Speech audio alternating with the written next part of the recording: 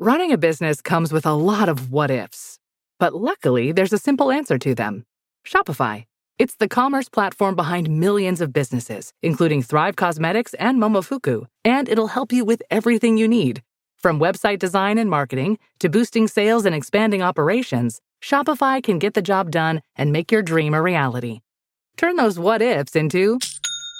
Sign up for your $1 per month trial at shopify.com/special offer.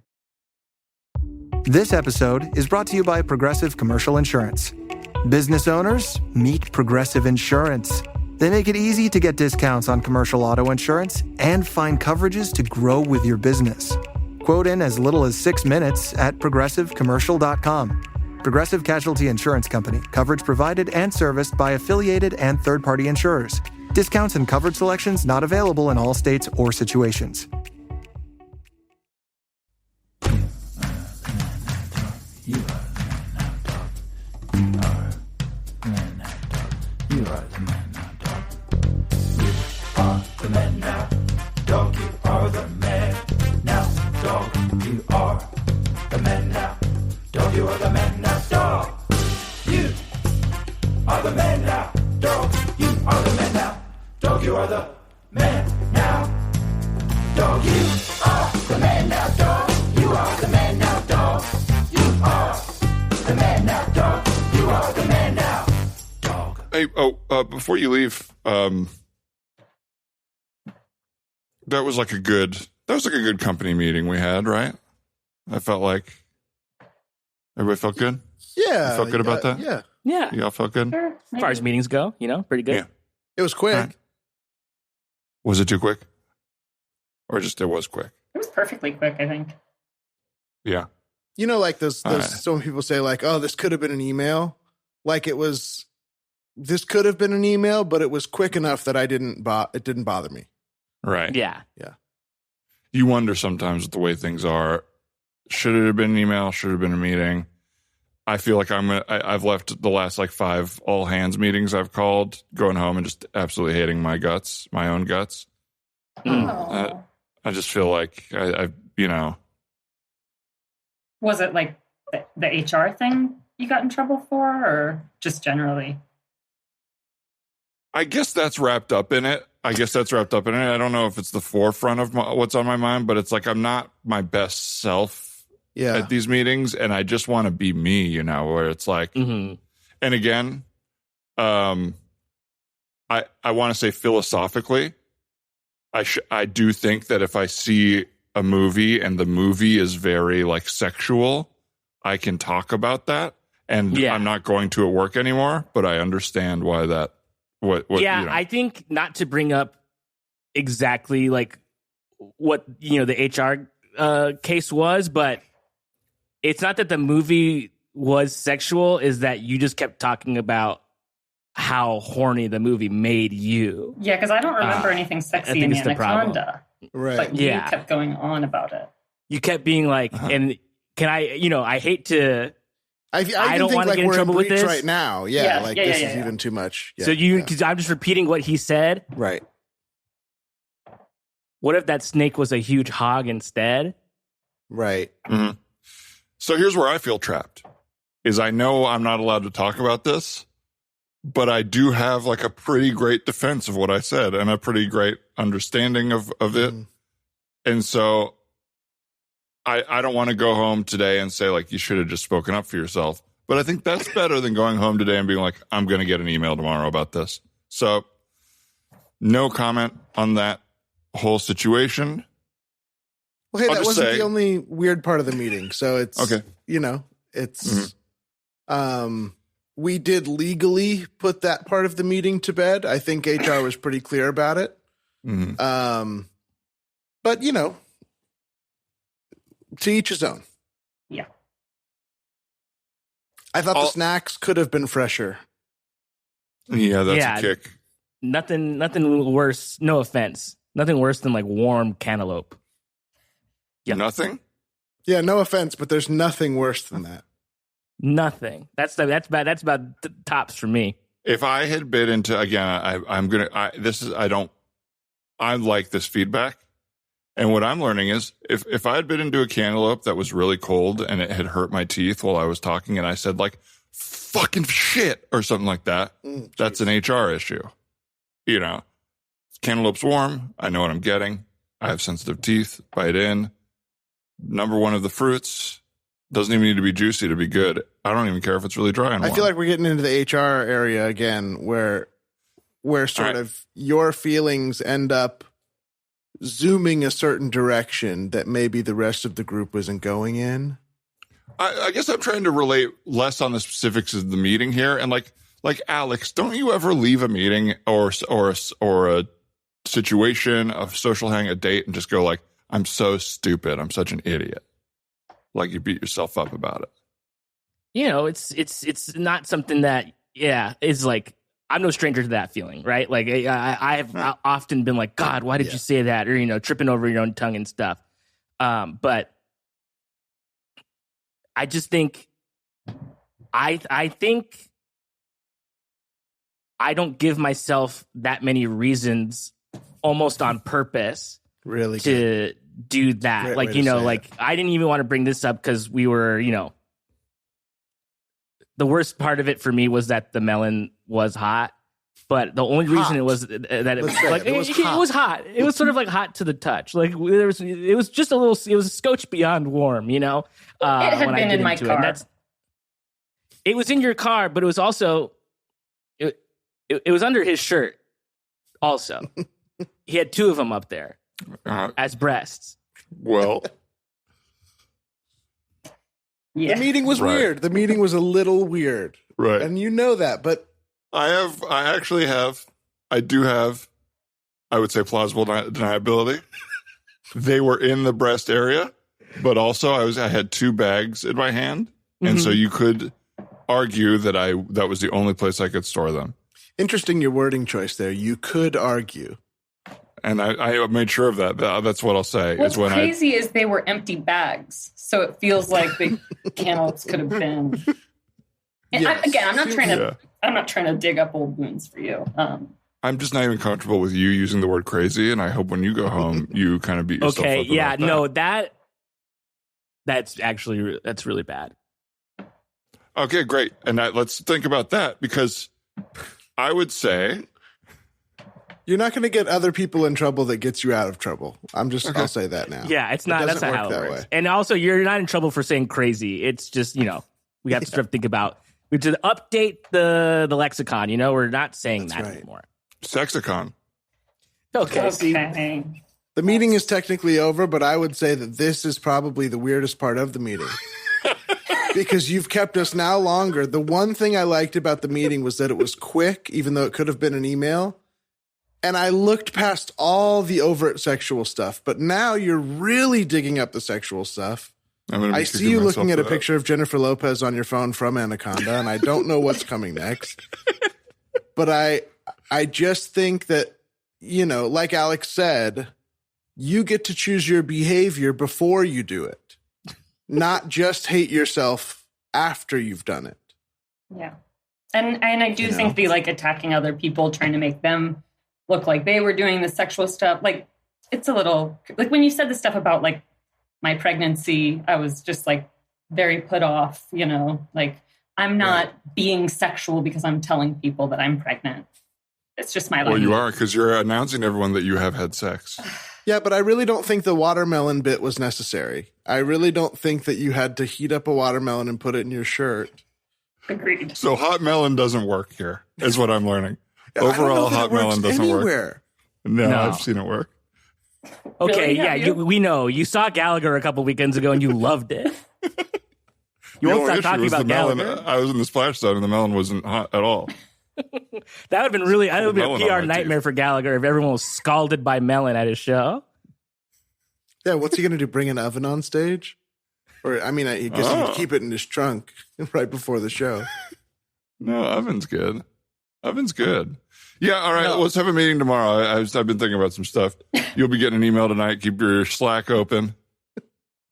You can't make us work at night. You can't. It's not work. Yeah, I'll be here at 9. If the meeting's at 9, then I'll catch it. But I'm not gonna. await a meeting email tonight. I'm sorry. Noted. And take out the attachments.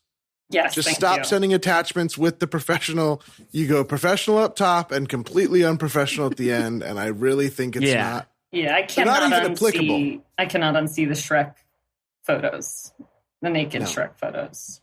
Yeah. Well, it's okay. He's naked in the movie. Right. And this was just like, what if it was a little more? Is Shrek ever naked in the movie? I don't think so. You see his butt in through mud, kind of. Yeah. No, Well, this was his dick.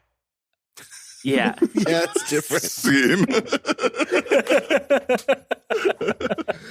Oh, ladies and gentlemen, and everybody listening, welcome back to the Man Dog Pod. It is the conversation and improv podcast hosted by myself, Ryan Rosenberg, and my good buddy Dan Lippert. How you doing, Dan?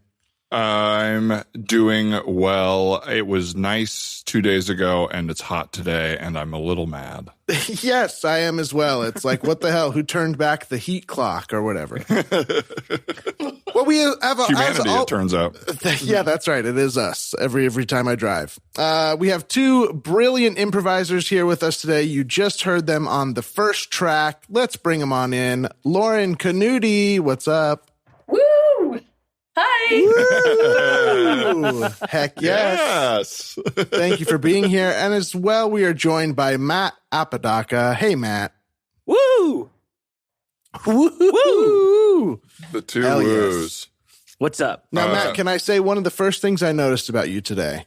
Yes, please. You're wearing a shirt from Islands, a That's restaurant that I kind of unironically love and feel a little bit of shame about it. Can I tell you something? Yes. Islands is my favorite restaurant. I love it. We're food buddies. Favorite. Yeah, we are. We're synced up on a lot of food. Yeah, we have a lot of spots like that in common. But Islands, I can turn a whole day around. If I'm having the worst day ever and I go to Islands, day's not so bad now, is it? It's pretty good. I agree. They got a lot of good stuff. They have an expansive menu, but not Cheesecake Factory style menu. They stay in their lane. They got a couple different things that aren't necessarily burgers, but they all smack. It's good. Their chicken tortilla soup, great. It's, you get all you can eat fries. You know what? They've walked that back a little bit. I think post-pandemic, they walked back the all you can eat fries, but it's still a good amount of. You're not going to go that, if you're getting a bunch of other stuff like me. I know it's Islands really messed up. Sucks. I'm done. Yeah. Islands actually is now my least favorite restaurant. No, you're right. Sometimes you feel like with stuff like that, and someone could easily be like, I'll explain to you exactly why this happens. But it's like, hey, you're using one bad thing to get out of something that's not related. Where it's 100%, like, yes. There's no potato issue. There's no potato issue. Hasn't been for a long I'm getting time. potatoes everywhere easily. Like, it's got nothing to do with COVID. You are just trying to get out of this and using this as an excuse. Yeah, I would imagine that like the fries aren't like a loss leader. They're not like whatever the reverse of that phrase is. It's not like they're losing money on the free fries. I don't think anyone's cleaning them out every single night, being like, "Oh, we just took a bath on fries. Everybody, we're fucked." Like this. Yeah, it almost feels like potatoes are free, right? Like, couldn't you just get a potato? They should be free. They're basically nothing. You grew it.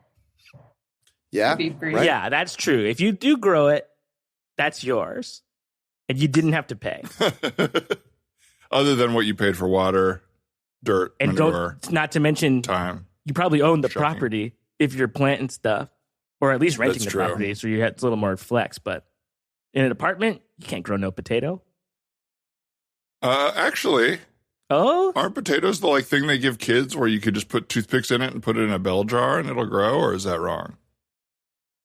I think that might be right. I mean, potatoes grow ears just sitting in the freaking closet or whatever. I mean, that's cupboard. True. I keep my potatoes in the right room. I keep them in the correct room. You have like an illegal potato growing operation in your closet. Yeah, do you guys keep all darkness. your food in your kitchen, or do you keep some of it in your room, like a little bit of it? I'm trying to spread the ants out around my whole house. So yeah, they're sort of all in one area. In my bedroom closet, bathroom, obviously. I knock on wood. I have not seen an ant inside at all in this place. That this makes summer. one of us. Yeah. Yep. Yeah. Same. Same. Are you in ant hell too, Lauren? Oh, this house is Ant Coachella. There are 1,000 ants partying their damn asses off all over my house. And then they started in my travel dog bag and I guess in their snacks and stuff. But I had set that on the counter and then set another thing in the other part of the kitchen and stuff. And then they were suddenly exploded in my entire house. Ugh. And they're so creative. They come through any hole. I have ants coming through the hole in my sink wall kitchen. They just come from the outside right through the sinkhole. And it's what do I do to protect from that? I guess clean the sink. Yeah, stop putting so much crumbs in the sink. Yeah, right. Oh, yeah, I do have that huge bowl of pasta in there right now.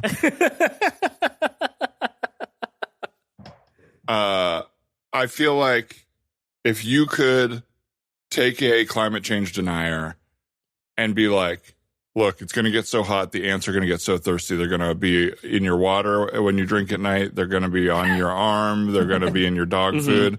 That enough would make them be like, all right, fine, climate change is real. If you could make them live through what I'm currently living through, it's worse than all of the actual issues. Yeah, but that's they'd what be radicalized you, a few ants. They wouldn't blame it on climate change, though. They'd blame it on Obama.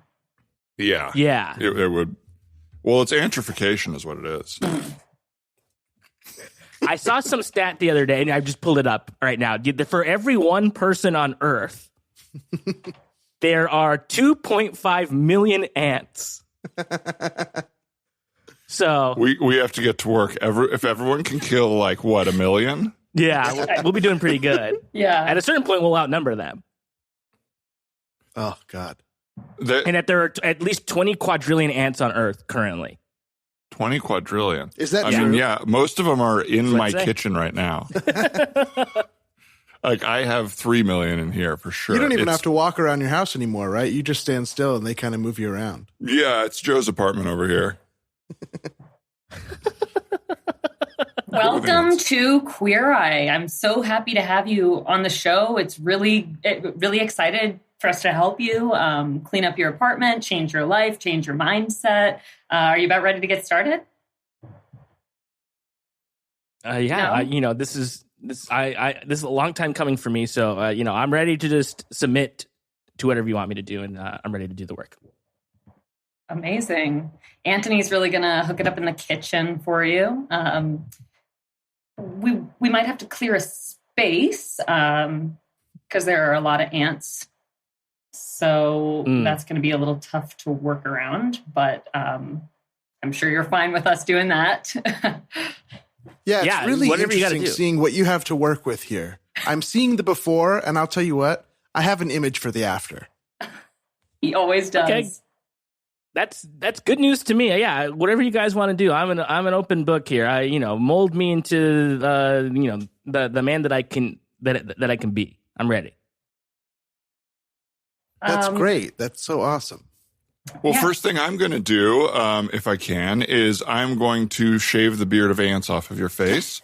I know that in your email you said I would like to maybe clean that up, but keep the sideburns. I think we're going to get rid of the full beard of ants. Okay. Good idea. That's I'll let you do it. It's just if I could just be vulnerable for a second. I just haven't seen my face without the ant beard in a long time, and I was a different guy back then before. And tell us more about that, because you had a wife and a family, right? And then you kind of had the ant beard and things. How did that change? Yeah, it also, well, I had a picture perfect sort of family situation here. And then one day I thought it'd be really, I thought it'd be funny first. That's how all bad things start, right? Mm-hmm. Slathered my face in honey and went outside for just a little, yeah, right. It's pretty good. Yeah, that on its own, pretty funny. I went outside and I took a nap. And then I come back and all these ants all over my face. And I thought, okay, not the intended consequence, but pretty good. This is pretty good. I'm going to have to show the family. And I come in. They basically have a bag packed, ready to go. They don't want any part of the ants. They don't want anything. They don't like my honey joke. They don't like any of this. Because you're covered in bugs. Covered in bugs, and they're always saying, stop trying to, make us laugh all the time. Just be a parent. Just be present. All that. And right. I sort of just got really attached to the ants, and then they start appearing more. Because I don't know if you know this about ants. If you see like 10 ants. There's probably like 100 ants, and there's just more and more. However many you think there are, there's exponentially more ants just waiting to be found. And so they just kept coming in and, they started making themselves at home, and I started appreciating them more. At certain points, I remember being fully clothed by the ants. I wouldn't even have to move. They sort of saw me as they all respond to a queen.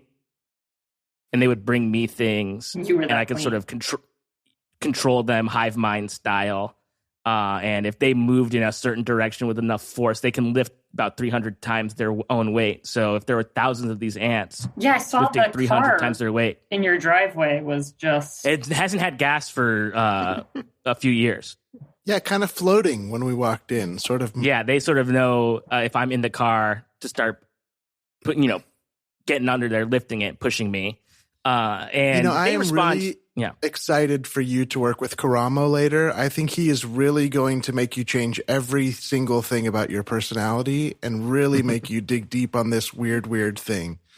But I think for now, why don't we just deal with some of the superficial stuff? Because I think the way we see ourselves is a lot about how we feel about ourselves. And once we get rid of that beard, once we clean off some of these counters, I mean, I cannot even see a place to chop an onion, And then you're going to see what the possibilities are without ants. And it's going to be fantastic and you're going to change. Yeah, and that's, I would like to have my family back. So if this is on the way to, mending that bridge, I'm all for it. What's going to happen to the ants? That's not for you to worry about. That's where I come in. I'm Greg, and I am the sixth Queer Eye guy. I'm the Terminator, or Exterminator. That's what they call it. Okay, I got really scared for a second. Greg's been pushing really hard for the Terminator, so we gave it to him. Yeah, except for coming and killing the person who is going to bring the downfall of machines. I'm coming to kill the bugs that have been the downfall of your life. Okay. If there's I'm willing to go with you on remodeling the home, getting the ants out of the home, redoing my look, redoing my clothes and all that. I don't know if I can sign off on these ants getting killed. They've just been a part of me, it'd be like killing a part of myself. Hey, between you and me, it was a lot of work to add me as the sixth guy in this cast. I really had to convince them. Yeah, everybody said, I don't think there's going to be a lot of need for that. But here we are. And, it's Queer Eye, and you don't really fit the whole queer premise of the show. Yeah. Yeah, I'm also not queer. That was a hard part for the whole. I'm not at all queer identified. I'm a cis hetero male. You don't have to say at all. I'm not at all. I'm just here to kill some bugs, ants, whatever. I'll be in the back.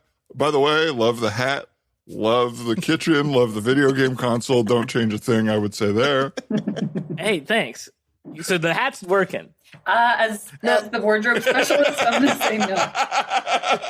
Yeah, don't listen to him for pretty much anything. He's just an exterminator. I don't know, he just gassed me up pretty good. I think the hat stays. Have you thought of a rat tail? Like where the hair's braided long in the back? Step in here. Come on. Okay. Yeah. We're not going to do a rat tail. We're not going to do that hat. We're going to try and gently say goodbye to some of those things. And we're going to check out your closet as soon as the ants are clear and we can see your clothes. And I'll get to that right now. I would hate to ruin some of these clothes. Jorts, my man. Okay, I thought you were just here to help me with the ants. I didn't know you freaking partied. We should hang. We should absolutely Let's hang after dude. this. Yeah, This is really not a safe environment. Even I don't even think this is a safe or sanitary environment. Why don't we give you a meal? You've lost your family. They've left you for good reason, right? Let's give you a meal that you can cook to welcome them home. Okay. Okay. So I'm just going to open your fridge and see what we have, because often you can make a lot more with what you already have than you even realize. So I'm seeing an ant-infested onion, a jar of pepperoncinis that's mostly eaten, but it has a ton of ants eating the last pepperoni, and an old piece of ham. Let's start with a piece of ham. Now, does your family enjoy ham, or is that just you? I'm sort of the ham guy. Okay, we're going to Postmates you a dinner, and we're going to make it look like you cooked it, okay? So all we really need to do is find a clean plate. Can you show me your cleanest plate, and we'll sweep the ants off of it? It's probably the plate under the ham. You just got to take the ham off, I think. Whoa, Barry Bonds plate. Keep it. Okay, we're going to go ahead and paint this plate. We're going to paint this plate just so it looks like something that a family would have any interest in, you know? I don't know if the big complaint here amongst my family was the plates. I think it could be part of it. I'll go with you halfway there, right? I'll say, a lot of my stuff, they're not really into kitsch. But that's sort of my thing. Yeah. Hey, Anthony, I know you kind of get called out like on the internet. I don't want to embarrass you, but you get called out for like not doing a lot in the food department. You just kind of give someone an avocado or something like that. Painting the plate is. Well, I think if we paint the plate, it'll be a great platter for the art that he's about to make for his family.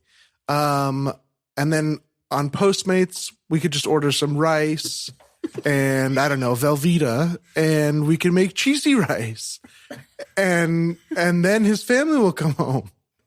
You are lucky you are hot, That's what I'm going to Thank say. you. I mean, it looks to me like Anthony's kind of worn out his welcome, and we've got a new hot guy here, Gus, me.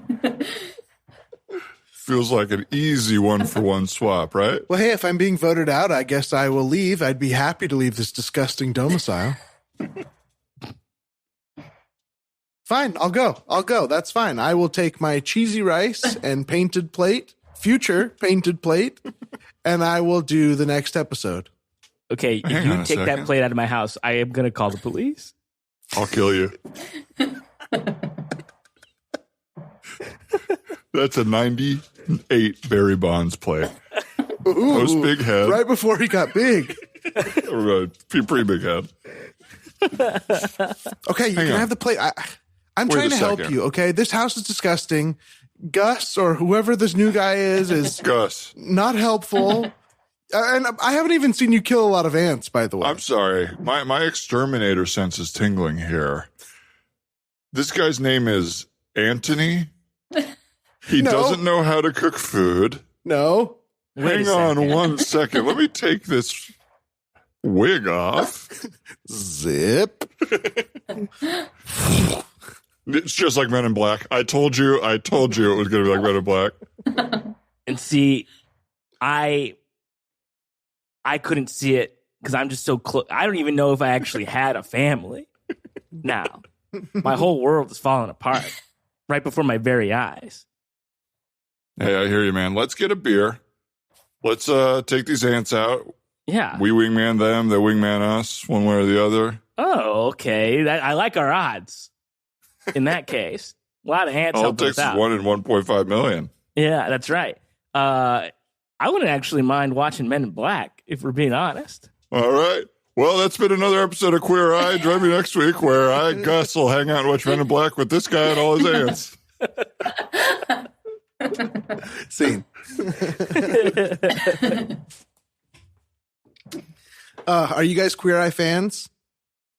Oh yeah. Of course, right? I would say that I don't watch it as much. I don't get like it's hard to get excited about stuff that's like streaming only, sort of, right? Like unless it's like an event type thing. Whereas like I feel like on Netflix when they put out new Queer Eye, it's just sort of like, here it is, and you're like, oh great, I'll just watch this at some point, and then you'll go through a phase where I'll like watch 3 of them in a row and just like cry. Like I just watch it. It's like a good crying show because everybody's being so nice. But then also sometimes they're like ridiculous.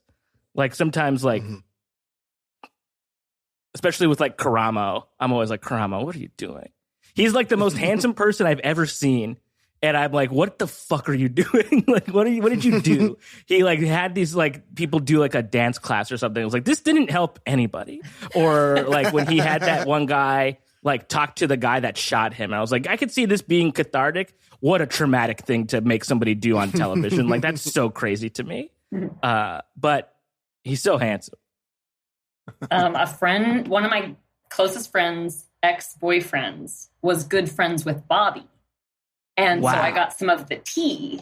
And apparently Jonathan Van Ness is so stinky that they all fight about it when they're in the car. Oh my God. So now when I Why does that make me feel good? He like refuses to wear deodorant, and he's apparently just like very, very hippie stinky. And so now in the like when they're all excited and driving in the car in the beginning, I'm just like, they are so pissed at Jonathan. Yeah, he's moving too much. He's gonna start sweating. Yeah. So you say, oh, go ahead, Ryan. No, Dan, go ahead. When you say they fight about it, like they fight with him about it, like they get in and, man, I've never told someone they stink to their face. Imagine that. Wouldn't it feel vindicating? Because it's something that you definitely register every time you're around it. But if you've never gotten to say it, it would feel really, it's almost, I don't know. It's almost gaslighting. It's like, you're going to make us sit here and not talk about how bad you stink. You stink. We are upholding a whole fake reality for you, you know?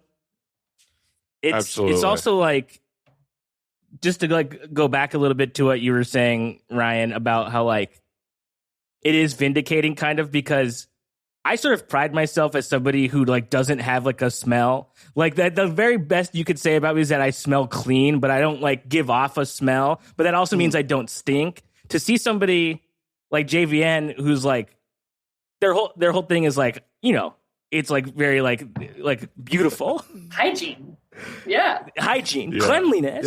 Yeah. That's their job. Lack of hygiene, and they stink is just really oof.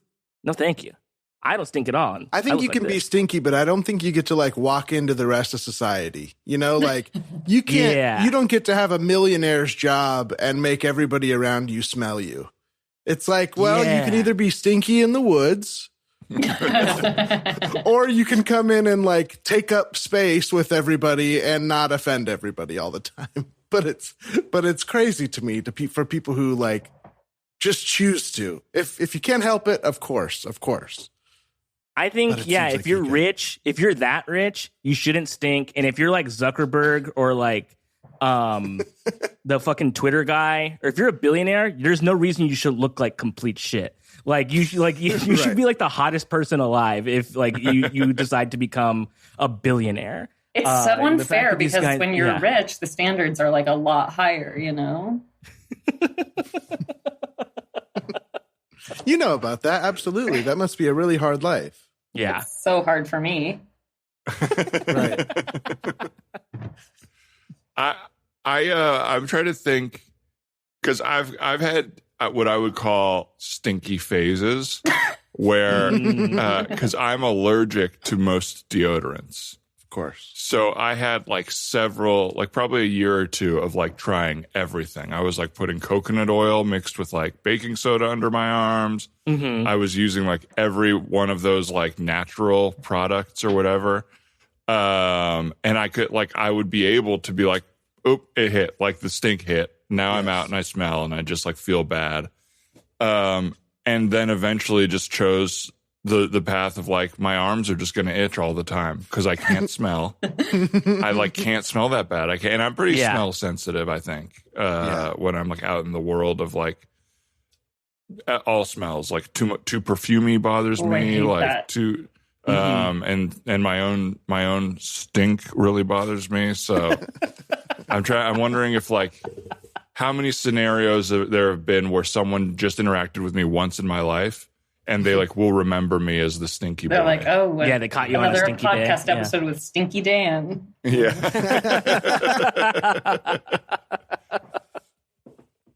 Your Honor, I think the defense has put out a pretty good case. I really do. I do. And I applaud you, the defense. But I think it's fair to say at this point that the defendant has proven not to be trustworthy. The defendant has proven not to be someone that you want to be around. And the last thing that the prosecution must bring to the table is, unfortunately, nobody likes to do this, the scent of the defendant. We all Objection, know, Your Honor. Objection sustained. What? Are you kidding me? This is totally admissible. This guy stinks and he's rich. I just think, if we're going to be bringing up the scent of the defendant and the we can't be putting that in as evidence in the court of law. Okay, that's personal and that's subjective. That's not. It is very actual personal, concrete. and we've been hearing from character witnesses all day, and I want to hear from a stink witness. I think it's fair, and I think it's admissible. I'd like to hear a little bit more from the sister of the murdered woman. Perfect. Absolutely. Okay. Well, then let's put my closing statements to rest for a moment and bring out the sister of the murdered. Oh, hi. Yes. We're surprise to you, witness. Hi. Oh, Surprise to you, witness. You're going to be on the stand now. Sorry. This has just been this whole thing has been really traumatic, and Looks like you have I'm just happy to put it to bed. mismatching shoes. You weren't I was not ready prepared. Yeah, I was not prepared for this. I was in my car awaiting the results, and Right, they get up flagged there, me get up down. And okay. Bailiff, please swear her in. Do you promise to tell the truth, the whole truth, and nothing but the truth to help you God? I do. Thank you. All right. Now, as mentioned by the judge, you are the sister of the murdered victim. Yeah. Can you say, have you spent any close time with the accused? Of course, he was dating my sister. We had several dinners together. We saw a couple movies all on double dates. So you'd say you've been inside of a 6-foot radius with this man? Oh yeah, of course. Yeah. Even closer. One movie we sat in the same row next to each other. Wow, that's pretty close, isn't it? That's pretty close proximity. Now, yes. when you were in this close proximity, sorry, that one was rhetorical.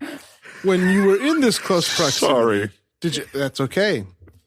Did you notice anything in the air? Body odor, oral odor, rectal odor? I suppose yes. I mean, I All three, huh?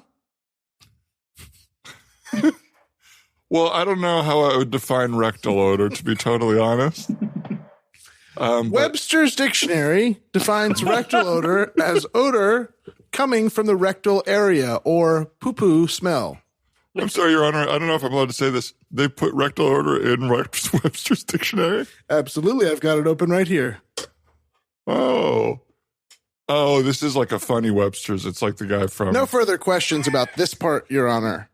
I'd like the witness to stop rebuking. I'm sorry. I'm just a little embarrassed, but if I'll try to be honest in my sister's memory. I'm embarrassed to say this with this sick gentleman in the room, but yeah, we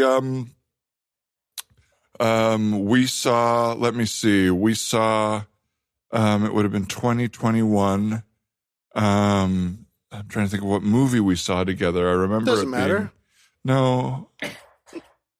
Let's see. 2021. Oh, we saw Nobody in theaters, and I remember being so interested to see Bob Odenkirk in a film, an action film like that. And what about the scent? Did you smell any body odor or oral odor? Well, yeah, rectal or yes, and podiatral? I remember purposefully my sister sitting not next to the accused, but kind of far from him, and I thought that's odd. And then during the movie, I started eating my popcorn, and I was like, "Oh, this popcorn stinks," and I put it down. And then, when you took the subway home that evening, I didn't have Subway. I had Quiznos. I'm not talking about that, miss. You need to stop pushing back. When you rode the subway car home that evening from the movie, was the subway car packed or was it pretty empty? I'll say it was pretty empty. I would like to say I was there on the night of my sister's murder, and nobody's really asked me much about that. I saw them having a fight. She had told me she was really scared of him and wasn't sure what he was going to do. And I just wanted that to be on the record while I'm up here. I don't know if you're going to get to that. That's fine. That's fine. But I wanted to talk about the stink. Nobody trusts a stinky man. I can smell him in the courtroom, jury. I'm sure you can too. I see a lot of people wearing masks. The mandate is over. I don't need to hear anymore. I've made my decision. In the case of Samsky versus Clinton,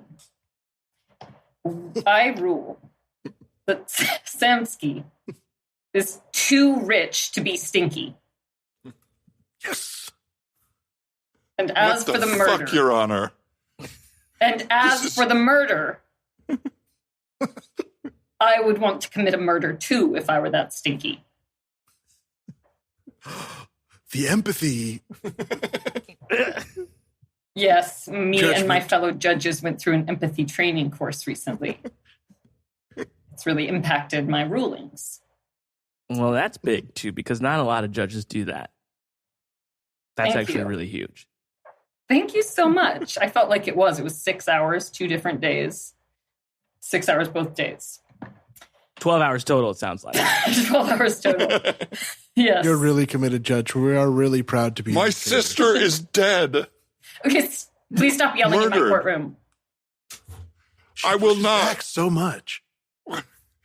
My sister's dead, and she was killed by that man there. Okay, Greg Samsky, and I don't care how bad he smells. I'm going to spend the rest of my life dragging his name and yours, Your Honor. This is not empathy for the dead or the family of the dead. Bailiff, I'd like to talk to you. Get that woman out of here now. Scene.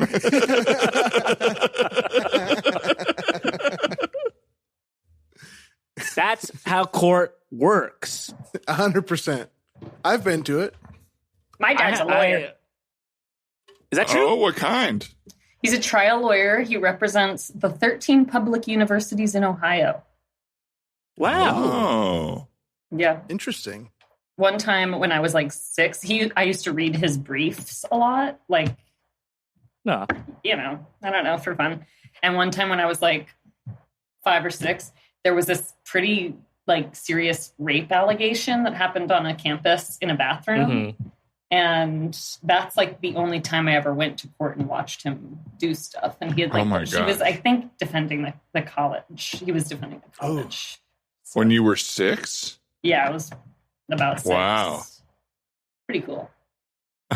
Really cool. Children of divorce are often treated like they're older than they really are. Fun fact. Mm-hmm. Uh-huh. Yes. Yes. Oh, Yeah. I'm used to that as well. Mm-hmm. Yeah. That sort of reminds me of my grandpa was, just go with me on this for a second. My grandpa was an x-ray tech when I was a kid, and he would bring back funny x-rays for me and my brothers to look at. So like that is just like thinking of like looking at like work that you shouldn't be looking at. I'd see a lot of like batteries inside of people's stomachs, or like straws, or like things like that. Just things that shouldn't have been eaten. And my brothers and I not realizing now that some of these people might have a compulsion or of some kind to be doing something like that, thought it was so funny. We were like, this is like, bring us more. And he would always be like, guys. And we knew that when he came walking in with like a manila envelope, we're like, oh shit, he brought the goods home today. This is good stuff. Yeah, it was very, very exciting because usually you Grandpa comes home, you're just like, okay, hi, Grandpa, whatever. You see the envelope, we're like, oh shit, we're all going to the kitchen table right now. We got to see what's going on. And it would always be, it would never be too graphic. Like it would never be like in like Jackass when Dunn had the car in his ass, which honestly probably why I thought that was so funny, because I was like, oh, it's like what my grandpa used to show us. Well, it does seem like there's a lot of fun to be had with X-rays. I mean, it's kind of magic, right? It's like, wait, we can see through stuff. You know what I mean? I can see your bones. Yeah. Oh no, you go. No, please. Oh yeah, I was always like, he would save them though too, and sometimes if you were like bored at their house, there was like a big stack of them, and they're like these like thin sort of like like pieces of, I don't know it's like film, I guess, right? Huge pieces of film. You just hold it up and be like, oh, remember this one? This one's good. Like they were like family memories. Like, oh, remember when he brought this one home? We were all like crying, laughing. Like it was like, such an event. And like he absolutely shouldn't have been doing it. Like it's like probably like breaking a lot of rules. I don't think you're supposed to bring those home.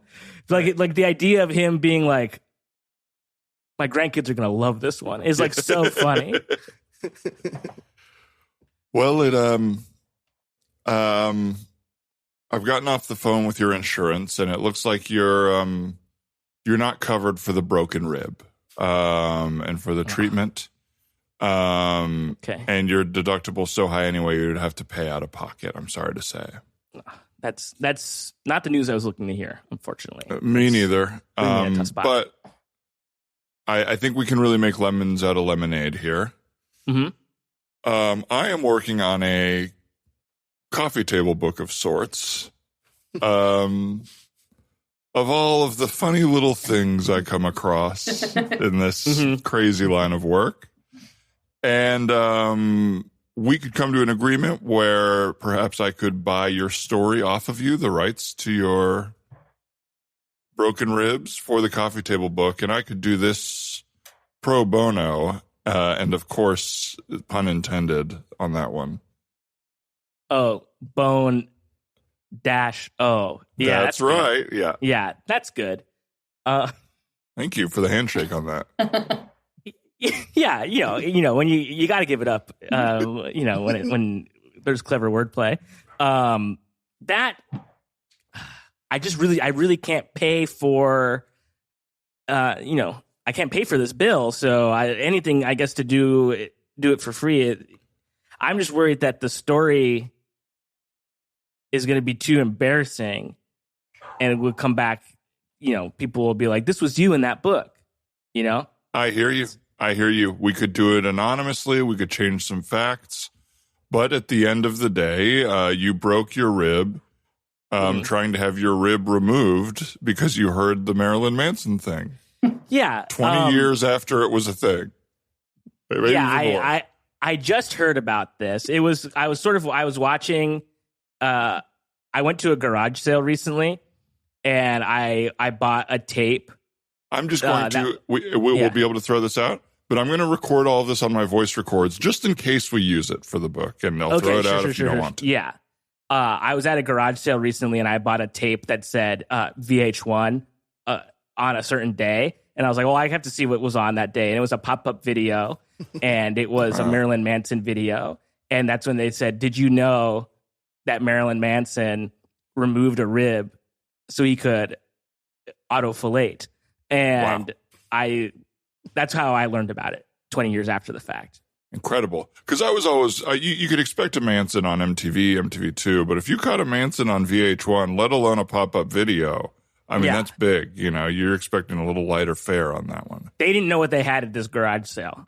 It was like they let that tape go for nothing. So then go ahead. No, yeah. And then, of course, I was like, Well, yeah, I want to suck my own dick. So let's get wow, let's get the ball Doctor, rolling we here. are so excited to have you here. We just love your manuscript. This is so fascinating.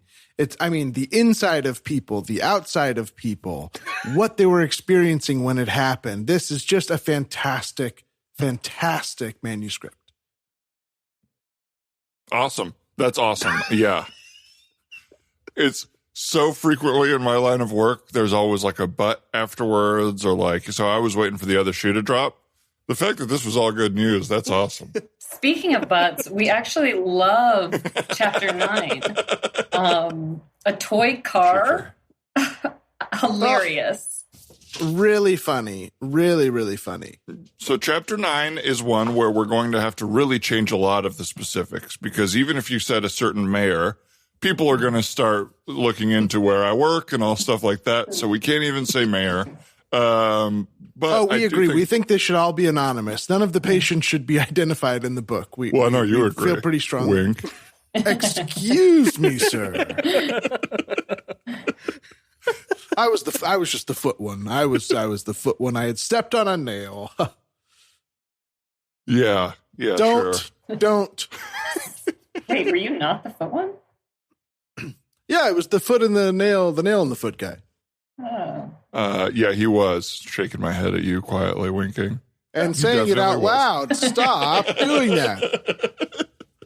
What we're saying is we love the book. We love the puns, the bone puns, all the medical puns. Just a real interesting point of view here. And I loved all the lower rib removal stuff. You had a lot of those. Mostly that, 80% that. And I think that this is bigger than just some sort of funny coffee table book. I'm thinking selling the rights to this. I'm wondering if you all have connections with Judd or Ashley or Apatow. I don't know Judd Ashley. Why not? Ashley Judd. Oh, I see. I would take either. Is Ashley Judd working on comedy films or anything like that? Could be. She could be. We have connections. We do have connections. We know Ashley.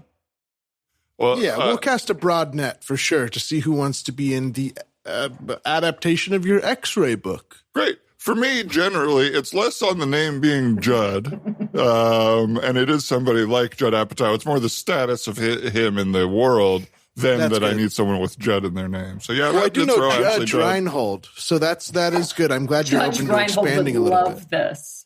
He would. He's such a science nut. That's great. He would think it was funny, or would he try to sell? Or would he be a good person to partner Well, with? he'd probably try to sue you.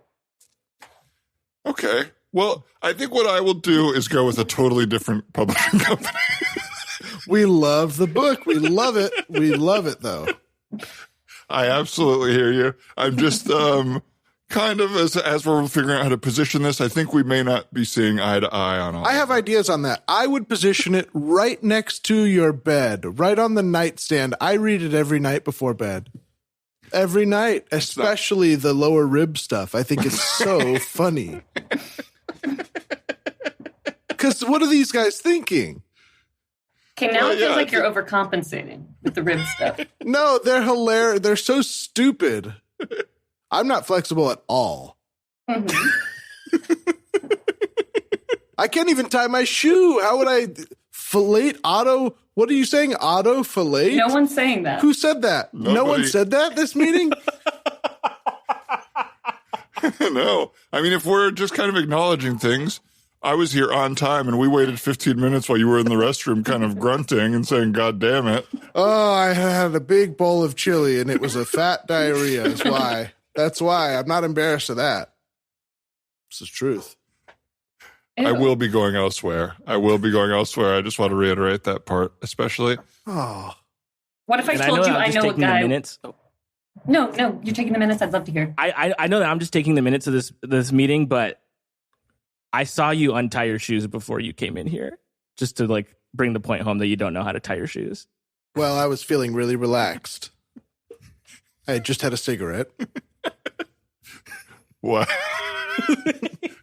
I went to the bathroom, took a poop, and then had a cigarette after. And And of course, I untied my shoes because I was feeling a little cooped up after the poop. And I don't even know what it means. AutoZone? I don't know. You keep saying it. Nobody has said it. Well, it just seems like it's the focus of the whole meeting now. So I don't know. You brought it up. In the ether. You want to see my foot? No. You want to see my foot? I'll show you the nail hole right now. I don't know what he's going to do because I know for a fact he's not the nail hole guy.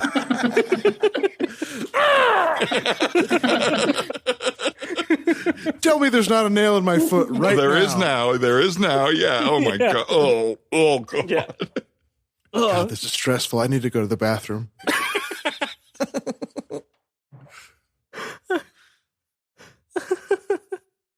I know a guy named Wayne Judson I worked with. Is he in the movies?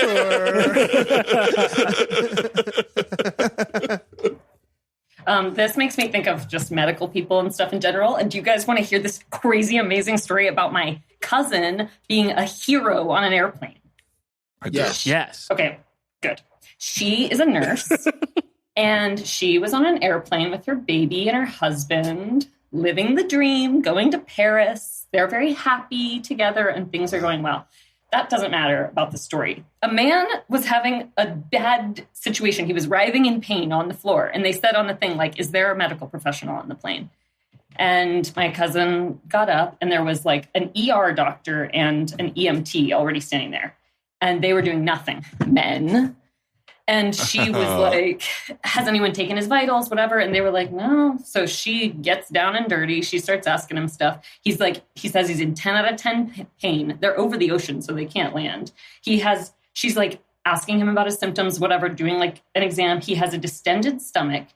He's being kind of weird about the medicine he takes, but she's like, I got to know the meds you take. He is taking this like natural homeopathic drug. And she is like, oh, that's like for urinary stuff. Like, when's the last time you peed? And he was like, oh, like recently. And she was like, was it a lot or a little? And he was like, just a little. She was like, as she told me, she was like, so then I decided I'm going to cath this bitch. So she had to MacGyver a catheter. She's like kind of a valley girl, but she's very, very smart. It's a fun combo. So she MacGyvered a catheter and cathetered a man on a plane, like this like 70-year-old man. She made his wife watch so that he couldn't say anything weird happened. And she solved the issue. She got a bunch of pee out of him and solved the issue.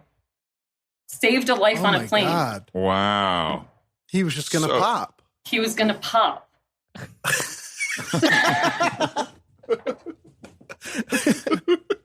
That was his issue. That's so crazy because it's the most TV or like movie. Like everyone is looking at you. Everyone's scared. And it takes a lot to have the poise to do that. And she was so like embarrassed of like, she like was hardly even going to tell me this story. Her husband was telling me and she's like, Daniel, stop. I'm like, what? That you're a hero? If I did anything heroic, everyone would know about it. Absolutely. Oh, sure. I love it. Oh, hey, hi. Sorry to interrupt your dinner. I don't know if you remember me. I'm the guy from the plane a couple years ago. Oh, my God. Yeah. You saved this guy. Oh, my God. Oh, my God. Stop. Oh, my God. I actually, so you've told your partner that you saved me, huh? Because that's kind of the story that's going around. No, he was just on the plane with me when that happened. I didn't save you. Don't stop. Well, I actually just wanted to say I did get checked out, and it was actually just an appendicitis. And it was like pretty humiliating what you made my wife watch you do. That you took my penis out. You cathetered it. It was like a full misdiagnosis. No, dude, she's a nurse. She totally saved you, I think. Right. No, I actually have some pretty bad permanent urinary damage. God, okay. I'm really sorry to hear that. Everyone needs to stop accusing me of just trying to look at everyone's penises on planes, okay? This is the third I'm not accusing you of that.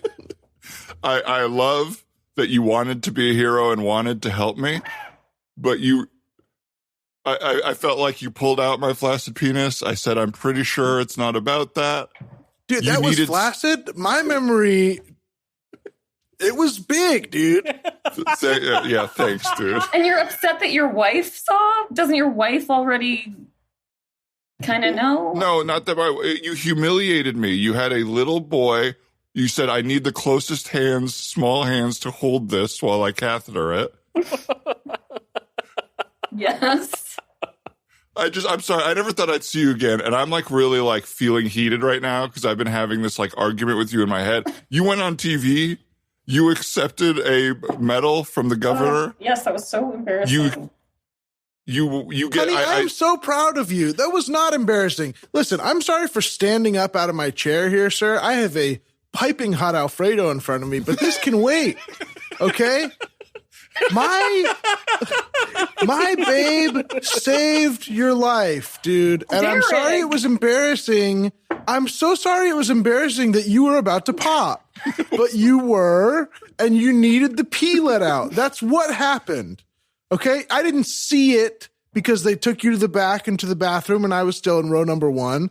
But I'm pretty sure that's the way it went. Well, so in the back in the bathroom, she then said something's wrong. There's no pee coming out. We now know it's because there's appendicitis, not a bladder issue. It's hard to say. And she said, we have to scare the pee out. Yes. You remember that, right? Well, we tried that first. I didn't want to have to cath you, but the scare didn't work, I guess. Sorry I saved your life. Seriously, I can't believe the ungratefulness of this bastard. I really can't. Do you remember the urologist sitting behind you? The urologist saying, I don't think it's that? Do you remember that? Vaguely. Yeah. Vaguely, yeah. I mean, he was pretty adamant, but it was vague. Well, I just want to say, my name's, there's nothing I can do about this now. We never got to talk about it. My name's Robert. I never even got to meet you. I want you to see the face of the man whose life you ostensibly ruined. Saved. Ruined. What if you would have died? What if? You don't know that you would have lived if she did nothing, even though the urologist and the cardiologist said you were fine. Why did you need to shave all of my pubes off first? First of all, they don't do that with cathing. I left a strip, a landing strip. That's how we do it. Because we were on the plane. 2. And those are hot now. The male landing strips are hot now. Yes. If done well and evenly. Okay, now you're just being hurtful. She's not a barber. She's a nurse. I'm not a barber. I agree. And on that, we agree. You're just lucky you weren't the other guy on the plane. Because he had a way different situation with his penis, and I saved him. Okay, I'm in a group with that guy. There's like a group of people who meet, and I would love from the one flight. Yes, yes. I would love for you to get his perspective. I'm actually having dinner with him right now. It's such a crazy coincidence that you're here. We met up. He's kind of my sponsor, and we work together. Oh my God. Lionel, it's do you mind potentially having a No, yeah, I don't mind. Hello. Oh my Hi. Gosh. Hi. Wow. Yeah. Wow, this must be really awesome for you. Yeah, it's very rare that you get to have another confrontation with somebody, and that what happened on that plane to me, and not just to me, to my penis as well. That's the language we've learned to use in group. Yes, because it's like it's in a way it's like it's two separate traumas. A little self-aggrandizing to me, but sure. Hey, tell that to our therapist. Who I think you've actually met before. I think, you saved a therapist's life, right? On the river? Stop. Yes. We were on a duck boat tour, and it was packed with therapists. Not surprised.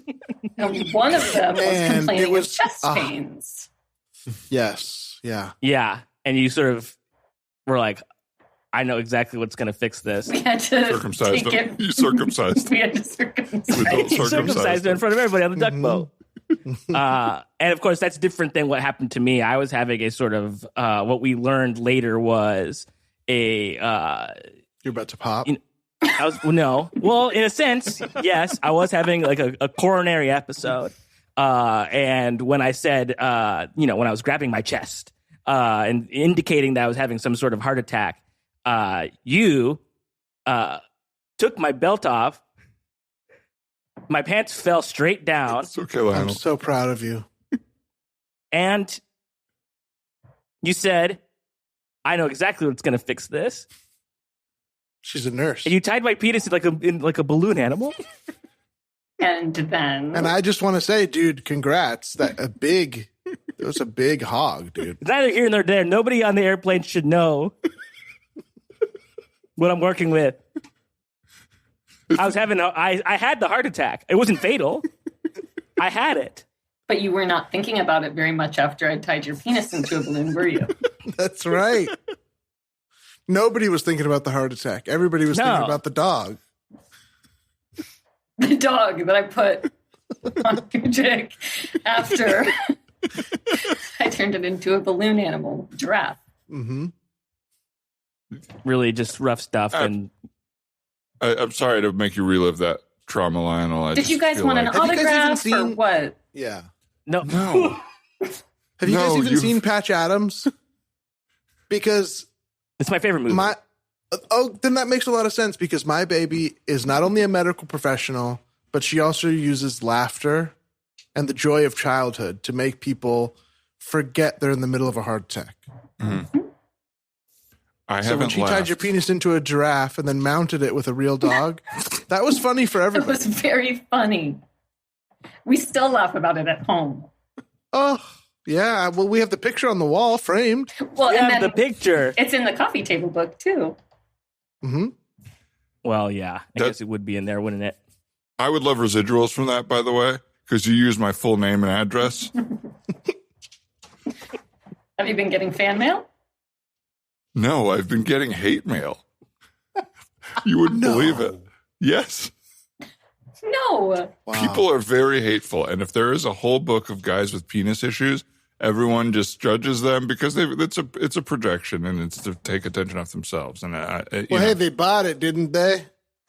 And that's what I'm saying is nobody gave me any money for that. So there's no positive there for me. But you know that they like it. It's you guys are frustrating me so much. Do you know I'm sorry.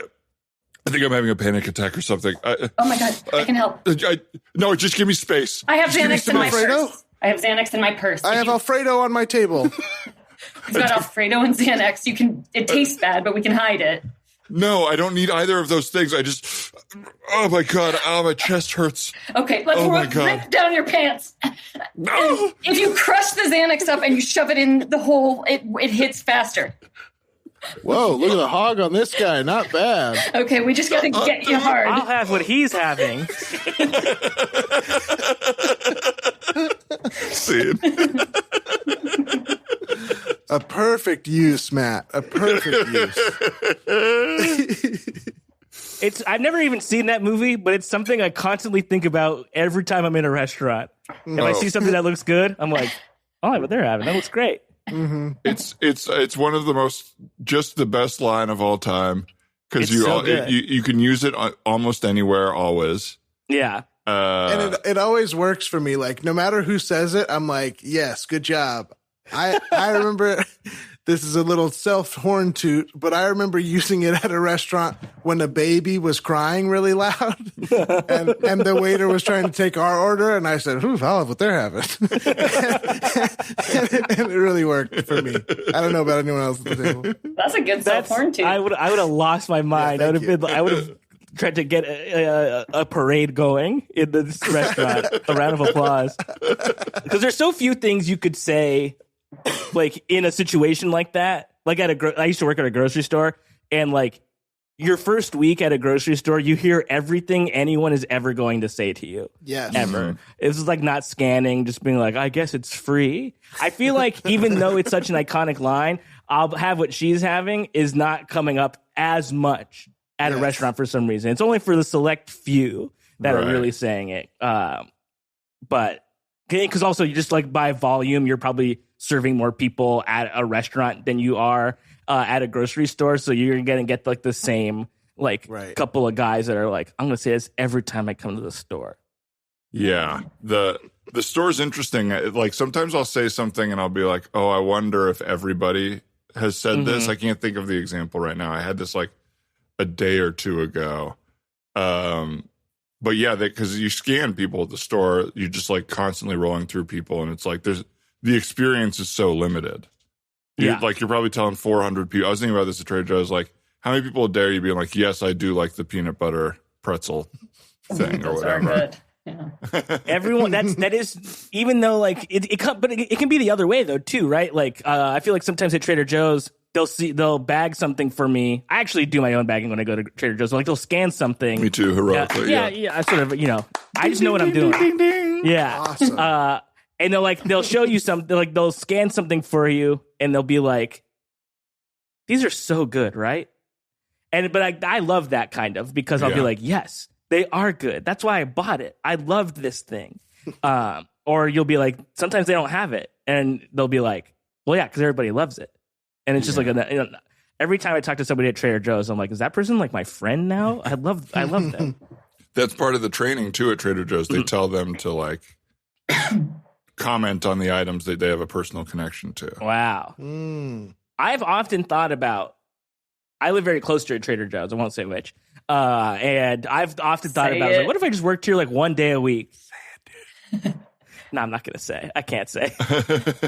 Let's just say the parking is awful. Yeah, let's just say it's the one that everybody knows sucks. Except everybody there is great and so nice, and I love it. It's my neighborhood store. I had a girlfriend who was working at Trader Joe's and liked it. But I've talked to other people who like really hate it because it's like a little bit laborious. Like you have to like lift heavy things and whatnot. But like my girlfriend at the time like really liked the food there and like the environment, I think. So it was like cool to be a part of. Like it seems like friendly. There is something about like, to me, like a laborious task that I sort of like, though. Like, I guess if you have to do it every day, it sucks. But if like I can get in there one day a week and like face cans of soup or something, and it just stays there, and I would be like, wow, I had so much fun at the store today. There's, I mean, I think about that too because like our lives are so, I'll say mine is so without structure, and also without income. That I do think about that, and it is like it's different than it was 10 years ago when I like. Luckily, I do have enough opportunities that it's like when I go into work, it's not like, am I going to be doing this in 20 years? This particular thing that I happen to hate, and so like that idea of the job is like, oh, you could go in one day a week and know that you like had the freedom to leave is very nice, and that, like, yes, absolutely, that would be.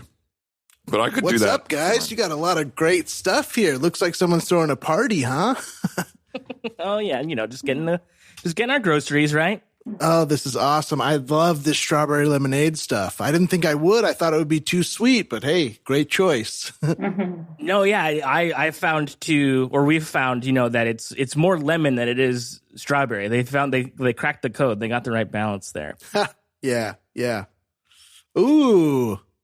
This is awesome. Basil pesto. This stuff is really good. I put it in pasta. This is really awesome. That was our Nona's favorite. Oh, you having it's more of a sad party. It's a living funeral. Yeah, we're just living funeral. She's still alive, but she's still alive. Wow. She wishes for death every single day, and it is. I connect to that. Yeah. My grandma's old, and she's living, but it feels like she's dead too. So So we're getting all her favorite foods. That's awesome. Pesto, strawberry lemonade. That's really cool. Yeah, Yeah, sorry for all the items. Yeah, no, this is cool. Crushed old people food. This is I used to eat this stuff with my sister as a joke. You guys are awesome. What a nice crew. It's nice to see you guys today. I hope you're having a great Trader Joe's Tuesday. Yeah, you can put that applesauce with the other stuff. Okay. Oh, it's just applesauce. My bad. Cool. Good. It's a nice shirt. It's a nice, looks like we both have button downs on. Mine's Hawaiian, of course. You could dress that up, dress that down. Yeah, it's my work uniform. So. Yeah. Just came here straight from I'm a veterinarian. So. Oh, that's cool. I love dogs. I'm not really a cat guy. They make me sneeze. But I love dogs. That's cool. Honey, I'm going to Ginger wait in the snap car. cookies. That's good, too. You're going to wait in the car? No, come on. No, come on. Was that me? Did I do that? No, we're just really big cat people. Steve We're cat Urkel. people. Oh. Yeah, so you said you're not a cat guy, and I'm just really take that sorry. personally, Do you guys want like a somber experience? I can tone it down. No, actually, we come here for the vibes. Honestly, You come here it's for just the vibes, it's just hard to know that when you get old, being alive is so hard that our Nona doesn't want to do it anymore, and it's just waiting out the clock. Bulgogi marinated Korean steak. This is awesome. These are so good. All you have to do is throw these on the grill. They'll make good tacos. Okay, yeah, they are actually really, really good. They're too expensive. Well, it's because it's the marinade. You're paying for the marinade. You're paying for marinade. These are so $16.99 a good, pound. dude. You guys are honestly. Stop complaining about the price. These are her favorite things, No, I know. And This stuff's going to bring her back to Certainly will have life. to. This is so good. You think so? At Should least we put give it her back? a little kick in the pants for today. I mean, every time I have one of these, I feel like, man, I'm at a cool taco bar. You're almost giving like spokesperson energy. You're really selling it. Thank you. Yeah, this is my first non-training week, so I'm really trying to implement everything we've just learned, and I haven't learned how to do it as myself yet. So you're doing a really good job. But to your point, Nona doesn't want to live, and this is going to put a little pep in her step. Should we put this back? I mean, no, I think you should buy it. I think we should buy it. I'm just like, she wants to die. She will not die. I don't know if this is going to be helping things. It's going to give her a little extra life. Mm-hmm. I mean, maybe we could keep it in celebration if she passes and then make it. But if she sees it, she's going to be like, gimme. I want that. Right. Yeah. Nona wants the bulgogi. Yeah, she talks like a baby now. It's very sad. Yeah, she sort of like has Benjamin. They say Button we with her return. language. Yeah. We return. Candy-O JoJo's. These are like Oreos, but for Christmas. These are fun, dude. It's like a gift in a box. Yeah. Yeah. God, you guys are like a gift in a box. It's my gift in a box. Remember Justin Timberlake. He's That's always good for yeah. a laugh. Maybe put that on in the car. Make you forget. Justin Timberlake's really good in skits. Yeah. I think they call them sketches. No, we call them skits. Oh, They're yeah. skits. Yeah. Yeah. Bring it on down to Grandmaville. Could sing that. We'd love to just check That's out her as favorite. soon as you're able to do that for us. Yeah, sorry. Okay, we got mozzarella balls. We got non-crackers. Non-crackers. We got the we Greek love. yogurt, elote dip. We got the Sort of covering Greek the yogurt. whole spread. Yeah, we got everybody. Yeah, in it seems here. like you're kind of going around the world with it. That's cool. Yeah, we got Trader Jose. We got Trader Giotto. We got. Thank you all, everybody, for being here. I wanted to go off to the afterlife stuffed. Oh, we love you, Absolutely Nona. stuffed. I love you too. I just wish for my last meal one bite of nice bulgogi. But I don't see no bulgogi anyway. Oh, God. Okay. We weren't sure. I put it back. We sent it back. Too expensive? Not because it was too expensive. You know, obviously with you and your end-of-life care here, we'll spare no expense. But it just seemed like if we're going to be getting all this stuff and you're trying to walk toward the light. Yeah. It's okay. It's going to be a little just too much. I just don't like... Cantaloupe? You like that? Maybe? Sure, I'll take a bite. Oh, it's so too cold on my fucking teeth. Oh, fuck. Nona. Fucking Nona. shit. Oh, no. Oh, no, wait, I have training for this. Wait. No, put my pants back on. No. I'm looking for something. I just can't find it. What are you looking for down there? There's no dick. There's no dick. Baby, I'm so proud of you. You are awesome. Stop. You are so awesome. Stop. This is the most humiliating death I could have ever imagined. I have to put a dick on her. See? That'll solve it. There we go. I'll work backwards from there. Folks, well, I think that is our episode. Another lovely time with the Man Dog Pod. Thank you so much, Lauren and Matt. Before we go, is there anything that you guys want to plug, or where can people find you on the internet or anything like that? Lauren? Oh, I'm on the Instagram at Lauren Knutti, and that's me. And that's Beautiful. me. Great. And Yeah. Matt, what about you? Yeah, for me, Twitter and Instagram, Matt Apodaca. That's where I post all my stuff. And then, check out the podcasts Get Played and Get Animated over on Get Animated's on Patreon, patreon.com/getplayed. And that's where we're watching anime, me, Nick Weiger, and Heather Ann Campbell. And then on the free feed, Get Played, that's where we're talking about video games. So come by for all that good stuff. Sweet. We love it. Everybody listening, we've probably by now released our tour dates. So you can find those at biggrandewebsite.com. But if you are in Chicago, Detroit, Toronto, Rhode Island, Rochester, Pittsburgh, Ohio, St. Louis, is that everywhere, Ryan? In New York City? New York City. We'll be coming through your city in late October or early mid-November. So check out Big Grande website and Man Dog Pod. Patreon.com/You're the Man Now Dog for all those dates. And we want to say thanks. Of course, want to thank Hannah and Brian for the production help, as well as Annie for our logo and Casey for our wonderful theme song. Thank you so much to everybody at home listening. And I think that's kind of it. That's it. Bye. Bye-bye. Bye.